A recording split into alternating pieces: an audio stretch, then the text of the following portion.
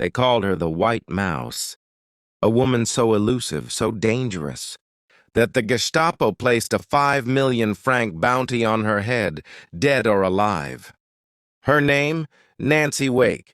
To the world, she was a glamorous socialite. To the Nazis, she was their worst nightmare. In the shadowed alleys of occupied Paris, where the air hung heavy with the metallic tang of fear and the distant rumble of jackboots on cobblestone, a woman slipped through the night like a ghost in silk stockings. It was 1940, and the swastika fluttered mockingly over the Eiffel Tower. But Nancy Wake, tall, blonde, and fierce as a storm, refused to bow. Born in New Zealand and raised in Australia, she had come to France chasing love and adventure, only to find herself married to a wealthy industrialist and thrust into the maw of war. When the Nazis marched in, swallowing her adopted home whole, Nancy didn't flee. She fought. They called her the White Mouse because she was small, elusive, and maddeningly impossible to catch. The Gestapo, those black uniformed hunters with their snarling dogs and iron fists, put a 5,000 franc bounty on her head, the highest price on any woman in France. But Nancy danced through their nets, her green eyes flashing with defiance. By day, she was the elegant Madame Fiocca, sipping cognac in cafes and charming officers with her flawless, French and flirtatious laugh, all while memorizing troop movements and passing secrets in coded whispers. By night, she became a courier for the resistance, pedaling her bicycle 300 miles through enemy lines, smuggling radios, weapons, and forged papers under her flowing skirts. Once cornered at a checkpoint, she flashed, a smile that could melt steel, and claimed to be on her way to a lover's rendezvous. The guard, blushing, waved her through, but the hunters closed in. Her husband, Henri, was captured and tortured, though he never betrayed her, before being executed. Nancy escaped to Britain, her heart a furnace of rage, and begged the Special Operations Executive, SOE, to send her back. "I'll go as a nurse," she lied. They trained her instead. Sabotage, silent killing, Morse code tapped on bicycle bells. In 1944, she parachuted into the Auvergne Mountains, her silk canopy blooming like a deadly flower against the midnight sky. There she led 7,000 maquisards, fierce guerrilla fighters, in a whirlwind of ambushes and derailments that crippled the Nazi supply lines just before D-Day. She once commandeered a truck from a German convoy, guns blazing, and drove it straight into a resistance outpost, bellowing, "Where's the bloody ammunition?" Her men adored her. She was their La Mouse Blanche, a whirlwind of profanity and unbreakable will. Yet Nancy was no lone specter. In the web of shadows that was the French resistance, and across the war-torn world, other women wove threads of fire and cunning, their stories intertwining like the roots of an ancient oak defying the axe. They were spies and saboteurs, nurses and code breakers, entertainers and avengers, each a spark in the gathering dark. Consider Virginia Hall, the one-legged American spy whom the Gestapo dubbed the Limping Lady. Born in Baltimore with a prosthetic leg from a hunting accident, Virginia arrived in France in 1941, her wooden foot clicking softly like a metronome of doom, rejected by the U.S. State Department for her disability. She joined the SOE instead, becoming their most effective operative. In Lyon, she set up wireless transmissions from dingy attics, her fingers flying over keys while Gestapo radios hunted her signal.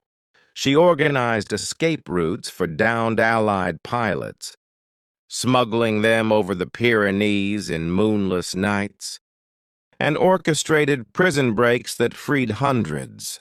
Once, disguised as an elderly milkmaid with her hair in a gray bun and her limp exaggerated to a hobble, she slipped past checkpoints laden with explosives. The Nazis printed wanted posters of her, but they never caught the woman who laughed at pain and turned her affliction into her greatest weapon. "These bastards won't catch me," she wired to London. And they didn't, until the war's end, when she vanished into the CIA's shadows, a legend etched in secrecy. Day. Across the Channel in the fog-shrouded streets of London, Noor Inayat Khan tuned her wireless with the delicacy of a harpist plucking strings. A Sufi princess of Indian descent, raised in Paris amid tales of Gandhi and poetry, Noor could have chosen exile's safety. Instead, she volunteered for the SOE, her gentle voice masking a spine of tempered steel. Codenamed Madeline, she was the first female wireless operator dropped into occupied France in 1943, at 5 feet nothing, and with eyes like polished onyx. She seemed an unlikely warrior, but her broadcasts from a tiny flat in Paris evaded detection for months, funneling vital intelligence that guided bomber raids and saved countless lives. Betrayed by a double agent, she was captured, tortured in Dachau's hellish cells, her feet shackled, her body broken, but she never cracked.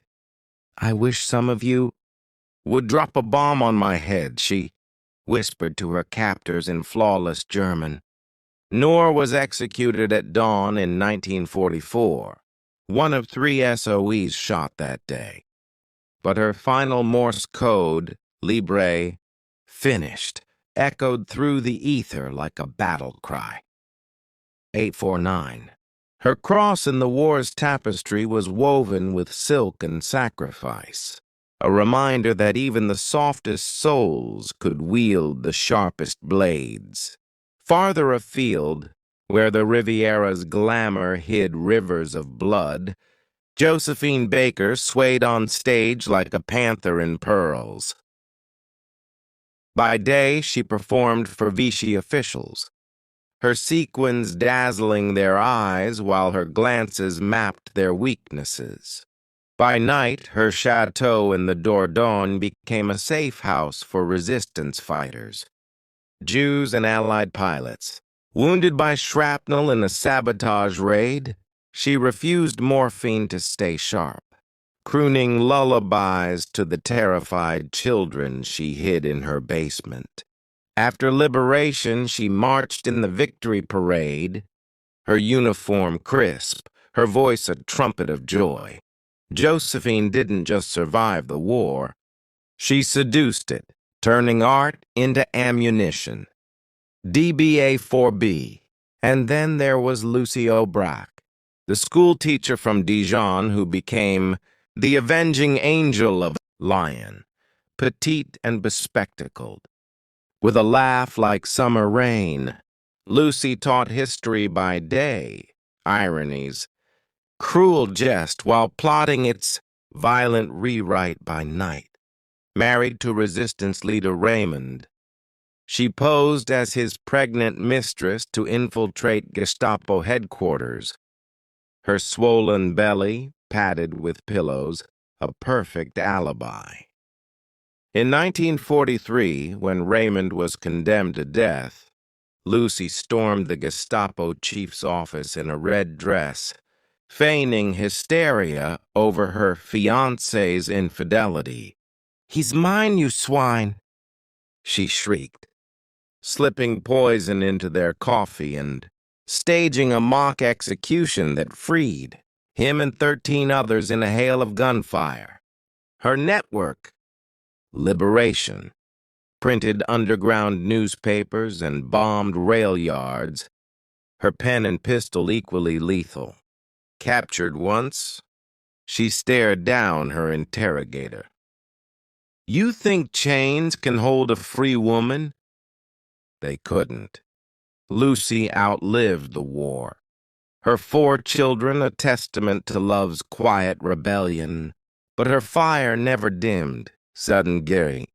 These women, Nancy the elusive mouse, Virginia the limping phantom, Noor the whispering wire, Josephine the glittering blade, Lucy the fiery teacher, were threads in a grander loom, their courage stitching the Allies' victory from the frayed cloth of despair. They parachuted into hell, flirted with devils, and coded freedom in the spaces between heartbeats. While men stormed beaches and stormed parliaments, these daughters of shadow toppled empires from the margins, proving that war's true arsenal lies not in tanks or treaties, but in the unquenchable spark of the human will. As the guns fell silent in 1945, the world awoke to ruins and rebirth. Nancy returned to Australia, her medals heavy as ghosts, to toast fallen comrades with a wry, "We buggered them good." Virginia faded into obscurity, Noor into eternity, Josephine into iconhood, Lucy into legacy. But their echoes linger in every woman who defies the dark, in every story untold until now.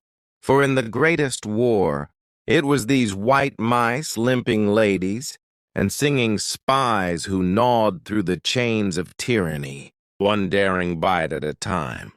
And so the tale endures, not of battles won, but of women unbroken.